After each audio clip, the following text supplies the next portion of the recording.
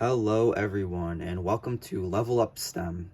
Today we will be going over how to solve the easier problems, in my opinion, on the ACT math section quickly. And for those of you who are not familiar with the ACT math allowed time, you have 60 minutes to complete 60 problems, and the problems do progressively get harder as you move on. And you are also allowed to have a calculator throughout the entire section. So, in order to allow more time for the more challenging problems at the end of the math section, we're going to be going over how to be solving the easier problems quicker. And once again, the goal is to solve those in under 60 seconds. And so today I have 4 example problems printed out, and we will be going over them together. I pulled these 4 questions off of varsitytutors.com. And if you would like to see more problems like these, I will link them in the description. And so, without further ado, let's get started. So, the first problem is asking, which of the following is equal to the square root of 75? Now, one way to go about this, if you are, not sure quite what to do and you have more time allowed, is that you could just go in your calculator, type in square root of 75, you see that decimal value, and you can compare all 4 choices to that decimal value. Now, in my opinion, I think that's inefficient, and I feel it's more efficient to do it, I guess, a more analytical way of doing this. So I'll show you how to do that. We get the square root of 75 and break that into different, you can factor it inside of the square root. So that'd be 25 times 3. And that's just something you gotta kind of practice and just be able to notice kind of quickly. So, and then once we get here, we can break that up. It's like this, break the square root up. And this square root of 25 reduces to 5, square root of 3. And I noticed that that is answer option C here. Okay, so that's how you do that. If you want, you can compare the decimal value like that. It's the same thing, so that's how you know it's equal. But I think this way of doing it over here, I think you're more foolproof that way. I think it's gonna save you more time just by doing this. So that's what I'd recommend. So, okay, for the second problem here, we have, if 80% of a number is 240, what is 125% of the number? Okay, so I think this is a good way to go about this is by breaking it up into 2 different parts.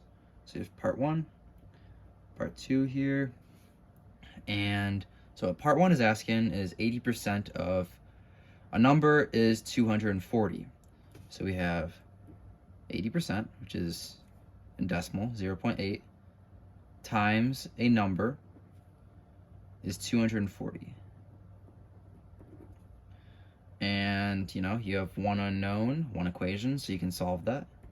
You have x equals 240 divided by 0.8 divided by 0.8.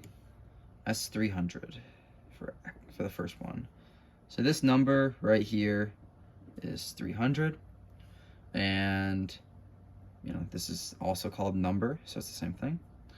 So now it's asking, what is 125% of the number? So this one will be our final answer. Write this in terms of y, maybe.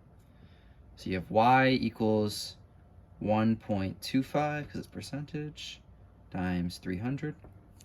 Throw that in the calculator. 375. Okay. And I see that's answer choice B right here. Okay, now moving on to the next one. We have 76 11th grade students turn in term papers on the United States Constitution. 3 students failed, 26 students received C's, 31 got B's, and the remaining students earned A's on their paper. Okay, what percentage of students earned A's on their paper? So let's just start by writing down what we know. So we have 76 total students. 3 failed. 26 received C's, 31 B's, and we are looking for the amount of A's. So I'm just gonna write that as X. Okay, so we have 76 total, and then we have a breakdown of 3 out of 4 of the little subcomponents of that 76. So I think the best thing we can do is add that. So we have 3 plus 26 plus 31. That's 60 non-A's, I'll say. And I guess to find the amount of A's, you can just subtract from the total. 76 minus 60 is 16 A's. Okay, so that's how many students received an A, and the question is asking for percentage of students earned A's on their paper. So we can take that 16 A's, divide that by the total here, 76 total. Just on the calculator. And once again, it's percentage, so we're going to times it by 100. Right, times 100 equals 21.05%. That looks like it's answer choice D here. Okay, so now into the last one. Let's read it. If there are 75 calories in a 6-ounce glass of juice, how many calories will there be in an 8-ounce glass? For this one, so we have 2 data points. It's our first data point right here, and we only know half of the second data point. We only know that. And we want to find how many calories is in that second data point. So to do this one, I guess you can directly compare. That's probably the easiest and maybe the only way to do this one. So we have 75 calories and 6 ounces, and that will equal X amount of calories times 8 ounces, like that. And so now we have a, I guess, direct comparison. And what you do is you cross multiply like so. And we'll multiply that out. So 75 times 8 is 600 equals 6 times X. And then just that answer divided by 6 to get X, which is 100.